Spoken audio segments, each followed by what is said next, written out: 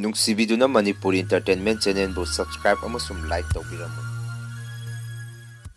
ꯃꯌꯥꯝꯕꯨ ꯑꯍꯥꯟꯕꯃꯛꯇꯗꯤ ꯀꯣꯛꯅꯣꯅ ꯈꯣꯏꯔꯝꯖꯔꯤ꯫ ꯉꯁꯤꯗꯤ ꯃꯥꯏꯕ ꯈꯤꯂꯦꯟ 12 ꯁꯨꯕ ꯇꯥꯡꯀꯛ ꯃꯌꯥꯝꯒꯤ ꯃꯐꯝꯗ ꯈꯨꯗꯣꯟ ꯇꯝꯖꯒꯦ꯫ ꯋꯥꯔꯤ ꯑꯁꯤꯕꯨ ꯂꯥꯟꯊꯣꯛꯆꯈꯤꯕ ꯃꯇꯝꯗ ꯁꯣꯏꯈꯤ ꯂꯥꯟꯈꯤꯕ ꯌꯥꯎꯔꯕꯁꯨ ꯃꯌꯥꯝꯗ ꯉꯥꯛꯄꯤꯅꯕ ꯍꯥꯏꯖꯔꯤ꯫ ꯐꯔꯦ ꯑꯗꯨꯗꯤ ꯃꯌꯥꯝ ꯋꯥꯔꯤ ꯑꯁꯤ ꯍꯧꯅꯕ ꯇꯧꯖꯔꯒꯦ꯫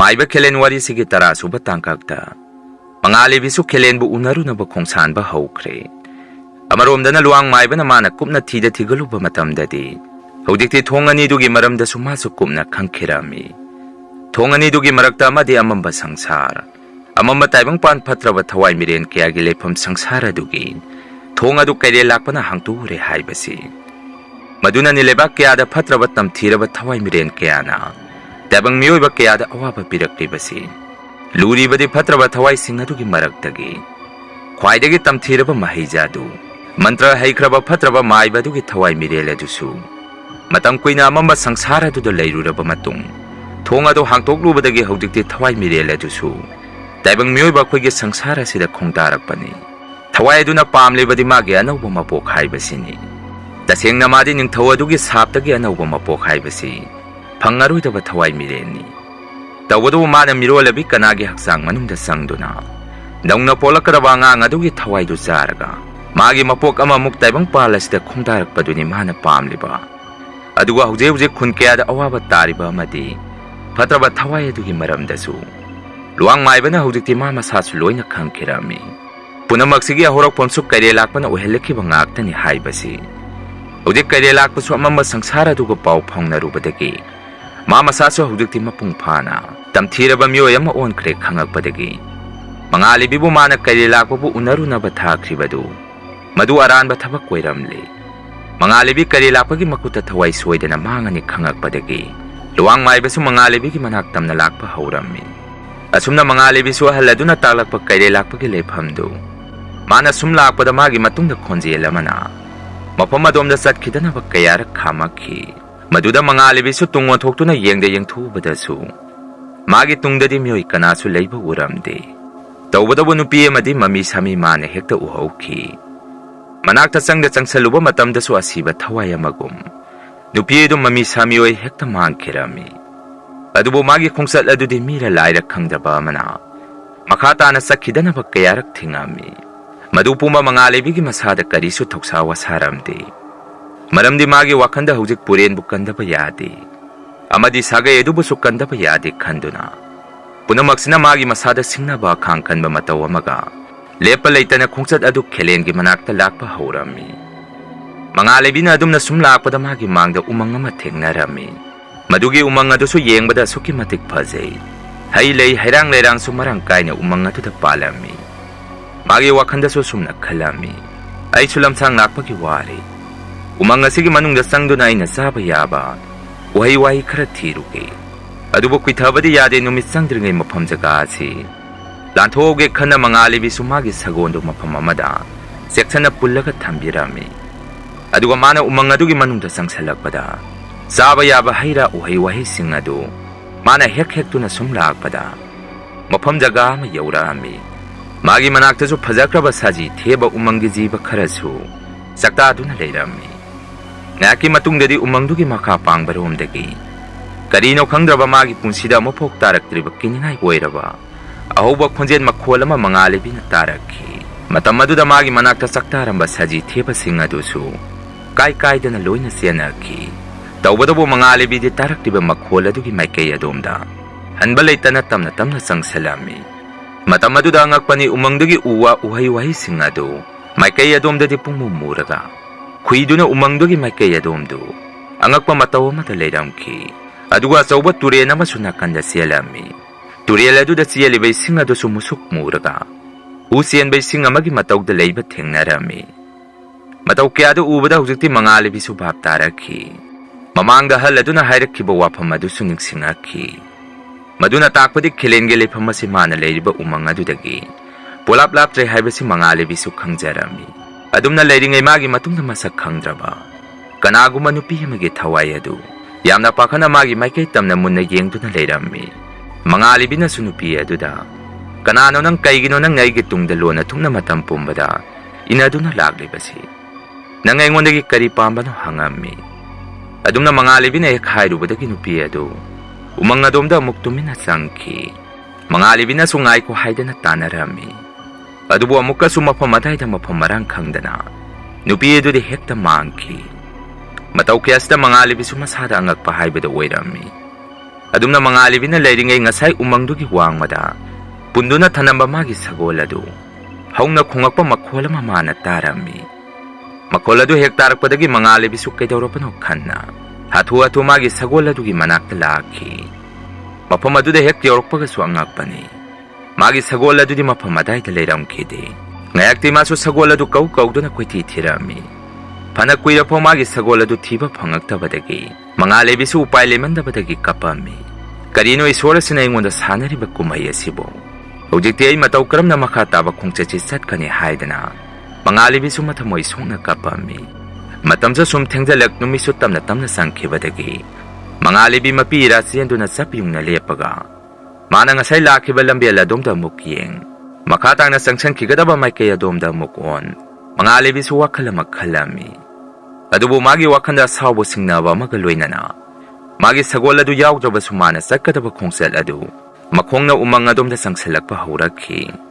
Luang may baso hatu-hatu magi sagondok ka na yang nataw do na. Mga alibigi matung inaraami.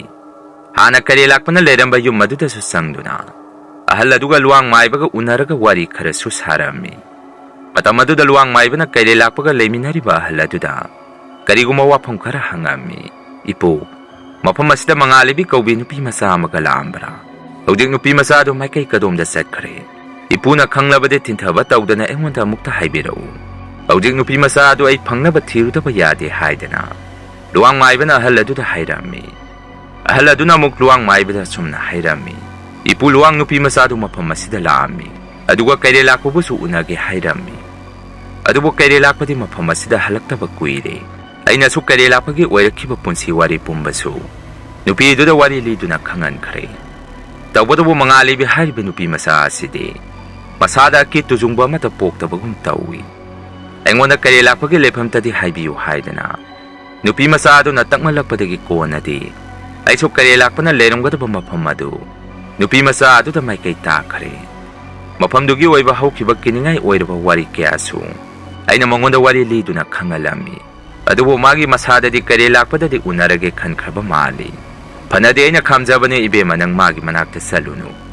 Udik kalilak pa saglola maon kare. Nang umana masakhang aroy mapamado na nang nasang salubada. Nang itaway mangba na tanakari sukan aroy haydana. Ay nanupido po kamza kibani. Adubo magi mapamdadi ay na hayrba wahay pumba. Ariyan bang tataki. Kalilak pa po unada bayate haydana may kayadom da sang changkre haydana. Luang maibada halado na pauta mami. Haudikti luang maiba sumasata taktaknik pa hauraki. Masinda jo heso karino tauriba matawa sibo. Usupo ay karitaw gata mo na nanay chukang jalagtre. Pare ay nupi masado gi taway da di kaluda bayade. Ay nasumabo kay lilak pag unaro na bataki ba ni. Masipumbay na tuhon bang akta ni haydana. Luang may ba sumakata na mga alibi na sat kiba mapamadomda. Tam na sangsan ba haura ami. Mga alibi sumakong nakapkap to na sumlak pa da umanga do sulan thoraki. Aduga ture na dugi siyen do da matungsum inado na. Karilak pa na laybak kuladom da sumsangsan ba haura klami. Ngaki matung dadi numisusang kibadagi mana la iba may kaya domdo. Pumamahik mamsalami. Sa use kuya na kung bagi makwala mati ahing da ziba paan bagi. Kunjela mata mana la iba jagato da taram kede. Mapamado pumamamdo na pusik siyami. Adubo marok tadi maginakiyata. Mi masyan kibagi makwala mati kanak mamiyo yamana. Awasay na kang bagi makon gumakapalaw ba makon. Kira ba makon karadi mana tarami. Mataw kaya sida mga alibi sumamasada. Akiba kara di po pahuraklami. Ngayaki matungda di amok magi matungda. Lambuhi gumba man nagkapagi makon karataraki. Amamba marakto da mga alibi susatpang kangagtabadagi. Turin mapala day da laybas zaur ba nung nga magi makongda. Ngayak pamdo nakapto na layrami. Mana dum na layringay akan basapo. Kalaban nuksit ama magi may kaya dum da humsila ami. Nuksila dugi marakta sukiningay uwerwag kunjen kaya amana. Ngarang-ngarang ngangdo na pairak pagi makwala masumana tarami. Adum naman na nung jawa do ki marumda layringay. Ikan khangawdana magi samna khara kanaguma miyoy amana magi masam adu chingakhi mangali bisu matau aduda masada yamna hainajaramde ponadi adumaina sum tawrakpadagi mana mathakta yengkhaluba matamdadi asiba thawai kya ama kiningai oirba matau amada nungjaw adugi mathakta nuksit kumna pairaga mangali bida munna yengduna leiramkhi mangali bisu matau kyada urakpadagi masada pakhatkiduna mafam adudagi lauduna amama marakaduda mafam marang khangdana chenthoraki mana chena tungwa thoktuna yenguba matamdasu amuba nungsit kum sikhraba miralamba onkraba thawai kyana paiduna magi matungda tanarakhi mangali bisu kaptuna selakpaduna nungamada khudi thiduna makoktu nungjaw amada yaisellaga makhada upsellaga turami mikuptuda masu maseng marang marang ama satki mana adumna leiringai mayekti sengda mami sami mangala maga loina na magi nakanda leptuna leiramba masu mami sami mana haipet yangamaga khudaktuda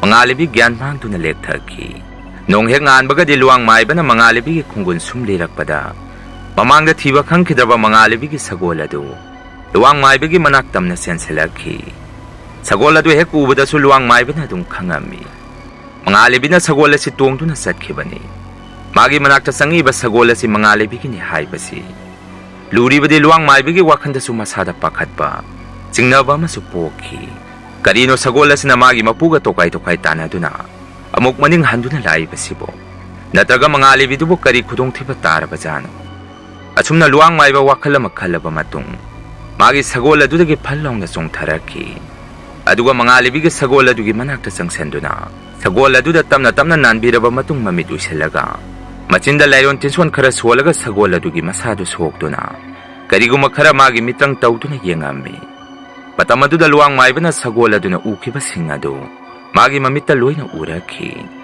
amangda mangalibina umangaduda leiringai sagol aduna kanna khongakibadu sumaram mamagi khongakpa wairami mangalibina umangaduda leiringai asiba thawai kyana magi matungda inakibadu sagol asina urakpadagi yamna kanna hauna khongakpa wairami aduga sagol asibu sumiralamba thawai miren kyaduna hanabu honarakpadagi masu kiduna mafam adudagi chenthorakpa wairami aduga ngaklibadi sikhraba thawai singdugi maraktasu luang maibana kanagumba phaba thawai mirel amasu mangalibigi matungda inakiba mamana urami ngak leiragadi luang maibasu mamit khangpang thoraki aduga masada ngakna machinda sumna sonjarami masidi kari matawnu magi matungda siba miralamba onkraba thawai kyane inaduna satkhre aujipu mabu hingam khidrane aduga masak khangdraba nupi magi thawai mi amasu magi matung inaki masina karigino phare maike adomda sangselaga yengurage aujima khudong thiba nangamani haidana luang maibana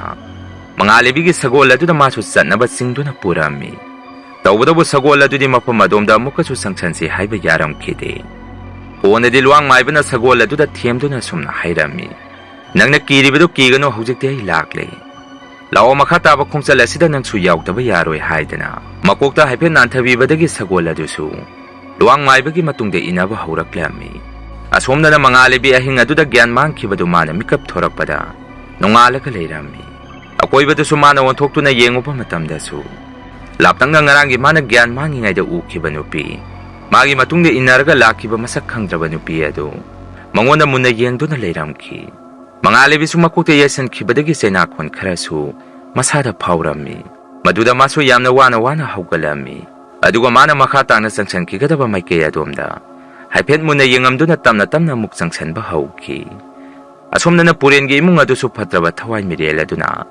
onaiba tawduna sage gi masimanauk singadu yamna tamthina hatpa tupa hauraklammi matau kyasdagi masimanauk singadu su mafam adu thadoktuna chatlage tawrabasu wangmana khamadagi makhosu upai leiramkhide adubu numitudi itha thajadaba matau amada purengi kadagi purena kaptuna ima baba mangalebi nakhoi kadaida lege haidana kamanung adudagi kanna laurukpa makholama machin manauk singaduna tarami honjel adu hek tarakpada purengi apokpi mamasu magi kadagi isa hawgalakle haidana machanupagi manakta sensenki matam aduda wangmana purengi mamabu khamami aduga sumna hairami hoje khoi kasigi manungda hekta sangsaluba yaba natte phatraba thawai mirelasina sagagi silinau kyama magi asiguma namthak kyama tawduna isilinaw kayagi thawai mana lawkrabani Asuk kuiba matamse inaw purena. Gyan taadana layruraga ngasi hekta mana hawgalakadaba natte. Maduna ichilinaw sana ko'y seksalu. Nakuta matik sabak kulay paina duna nasa. Seksyon na ba siyam saro? Hawdik thawaya siya muk hawgalagli. Makatabak kariya muk tawr katabano kang bangamba natte haydana. Puriyan gi mama na masagi kada sangge tawri badu. Mayam changdana thingami. Ngaki matung dari kamanung adudagi puriyan na. Wang bada iyamba wang ba. Nanaw bu masak hangdrabo. Nanaw hujug gya lagli. Ay na mapam masda laiba si mikup kara kazik tanggini. Ay kuy na layba yararoy. Ay gi thaway mi se phatraba mana. Mikup kara kazik ki mapam masda tharak pani. Aduna hujug matam yam na laysalagdre. Ay gi babay ma ay gi nupi karay da laykragi. Makoy bu unadaba numit masing yam salagli. Ay makoy ga mukta unazagi. Thonga siya mukta hangbiyo makoy karay da satkragi haydana. Puriyan gi khonthokta kamanung adudagi kap duna. Wang bada haijaraki. Tawbadabu madu pungba wang banadi pureni haibasi magi masada thajaramdi. Maduna kadugi thongadu swang hangtong khide. Adubu pureni mamadi masanupana adumna hairukpadu tabadagi. Mathamoida puba thangba ngamaktabadagi. Imagi bungo, imadi sidalayi. Nachinanaw singasina isabu unaba sangi haiba yadre. Thongasi makoyna mapanda chetna lonsenduna thamkare. Asukuiba matamse namai kakta yum masida huntuomduna. Nahakai isadi karayda layruki haydana. Thong adugi marumda kaptuna hayrami. Mamagi khonjeladu tabada purena ima. Nahakai mahi posengbi sangsara mada minungsi laytraba miyoy amana. Aigi thawai mi sibu phajanduna thambire. Aigi isasiso hujik aram khawrangpana loire. Saba yaba thakpa yaba kari no khara aibo mukta pibiyu. Aigi matam layraktre mana aibo muk kawrakle. Baba mangale bidi karayda satkre. Makoygi khonjen tadaba kuire. Nakoyna thongase hangtoroi khallabasu. Babagi khonjel amadi mangalibi khonjen makhoyanigi khonjen tadi. Ay amukta taja khige aduga igi matam kuina saba thakwa phangaktraba. Aram khorangba pungbase kokpo wairagi. Babaga mangalibiga makhoyani karayda laikhrage haydana. Kamanung adudagi thamoi sokna purena kapammi. Masanupagi adungba wahi wata sing adu tarubadagi. Apopi mamadi mathamoida puba thangba ngamamkhide. Sagaygi masa masu sing adudasu kaptuna haijarami. Isasa thong ase amukta di hangtok piyu. Manung asida layribase isanupa pureni. Nakoy boyna haijaribase amukta tabiyu kaidawbaki haydana. Sagaygi miyoy singaduda khoiramduna phaw haijarami. Purengi mamagi matawoduda sagaygi masimanaw singadusu. Masa-masada nungaitaba amamam poknarami. Makoyso thaway adugi tamthiba mataw kiyaduda. Upaydi layta tumin loyna laynarami. Wangba na machimanawgi nungaitaba maithong singadu ubada sumna hairaki. Karino na ko'y natawrisibo. Patraba thaway mirela sige natak mo'y temlang asida. Na ko'y naloy na tetaribadubo. Manungdagi thori iba khonjen ngangi iba wahi singasi. Ay ginaw purin ginati. Patraba thaway mirela duna mabuklamag padagi. Ako'y da sarak tamna pa mo'y tem tawrakpani. Thonga si miyo yamata na hangtok pa yaroy haydana. Wangba na masimanaw singadu da yam na sauna. Sa ingang pa tawrami. Wangba gi matawodo da purin gi mamasuk hangjarami. Thongase hangtok na pamana kaptuna phana haijarabasu. Miyoy amata na hangtok piraroy haibasi. Maduna masanupada somna hairami. Imagi puren thongase nangi nachinanaw singasina. Hango haiba yararoy. Yengo ima wapong kara haige. Nangi apopa na pabungso hujikti taibang palasi thadokduna satkare. Aduga imawbo na hujik mapamarang khangdana maangkare. Yung masida halaktaba numit masing yam salagle. Nachinanaw singasina thirabasu phangba kauba laytre. Imawda hujik sikraba zangibra haibasi. Miyoy mata na khangba ngamdre. Yung masida hujik dayriba haibabu namay kakta ngay haure. Isagi singlok sakta madu amuktang pena yengjakige khanna. Isana hawgalakpadu ngayba wayna imasu. Yung masida na itom tana yamna wana khangdu na hingli. Nang waraw ganuko hujikti nangini haibada. Namay kakta ngayri haidana. Mapandagi kap-kaptu na masanupa tana ba. Wapamasi pongdo ami. Mamagi wapamadu tabada purinso kadugi manungdagi. Amukay hena hong na thamoy sok na tengthado na kappa horaklami. Aduga mamada aroy boy na somna hairami. Imay salagi. Mana ibu lak na pagkauri. Ngasi na yung masida mikuk kara kaziki wala lakli basi. Kana ba matalay ramdre. Ay salay ima. Wahaya siningam na thamoy sok na hairamdo na. Purin magi masama nungdagi thawaya do kele na muksing toki.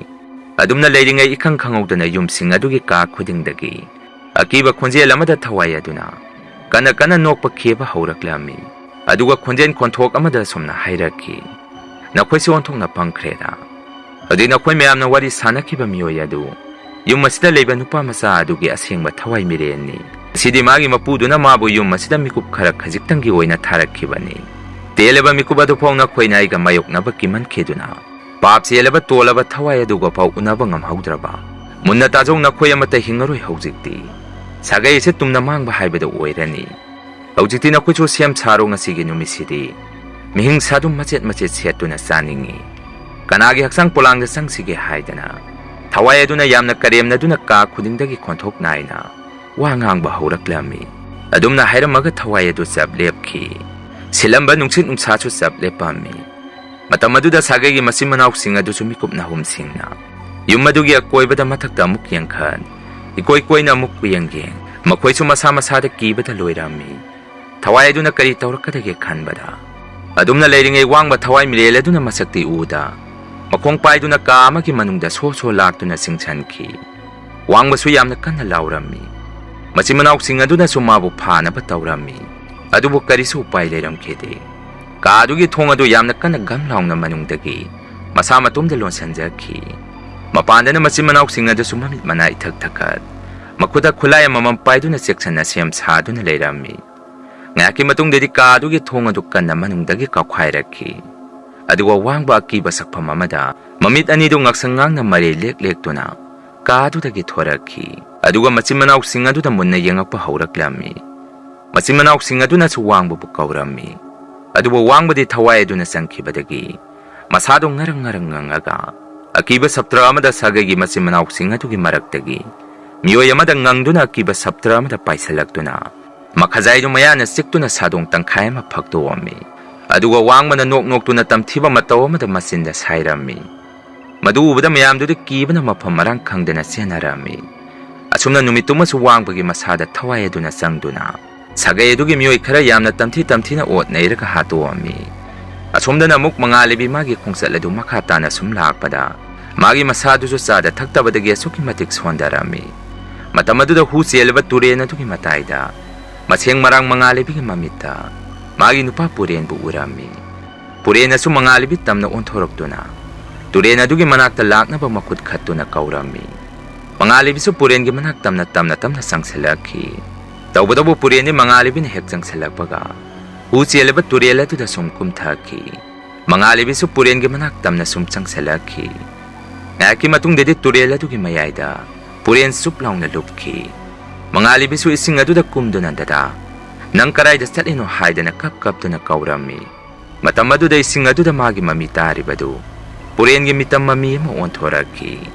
ꯑꯗꯨꯒ ꯏꯈꯪ ꯈꯪꯍꯧꯗꯅ ꯃꯉꯥꯜꯂꯩꯕꯤꯒꯤ ꯃꯁꯥꯗꯨ ꯇꯨꯔꯦꯟ ꯑꯗꯨꯒꯤ ꯍꯨ ꯆꯦꯜꯂꯕ ꯏꯁꯤꯡ ꯑꯗꯨꯒꯤ ꯃꯅꯨꯡꯗ ꯀꯅꯥꯒꯨꯝꯕ ꯃꯤꯑꯣꯏ ꯑꯃꯅ ꯃꯉꯥꯜꯂꯩꯕꯤꯒꯤ ꯃꯈꯣꯡꯗꯨ ꯏꯁꯤꯡ ꯃꯅꯨꯡꯗꯒꯤ ꯇꯥꯞ ꯂꯥꯎꯅ ꯄꯥꯏꯔꯒ ꯆꯤꯡꯊꯈꯤ꯫ ꯃꯌꯥꯝ ꯋꯥꯔꯤ ꯑꯁꯤ ꯃꯇꯥꯡ ꯑꯁꯥꯏꯗ ꯂꯣꯏꯖꯔꯦ꯫ ꯃꯈꯥ ꯇꯥꯕ ꯁꯔꯨꯛ ꯍꯌꯦꯡ ꯑꯃꯨꯛ ꯁꯣꯏꯗꯅ ꯄꯨꯖꯔꯛꯀꯦ꯫ ꯉꯁꯤꯒꯤꯗꯤ ꯃꯌꯥꯝꯗꯒꯤ ꯀꯥꯏꯅꯅꯕ ꯕꯤꯗꯥꯏ ꯂꯧꯖꯔꯤ꯫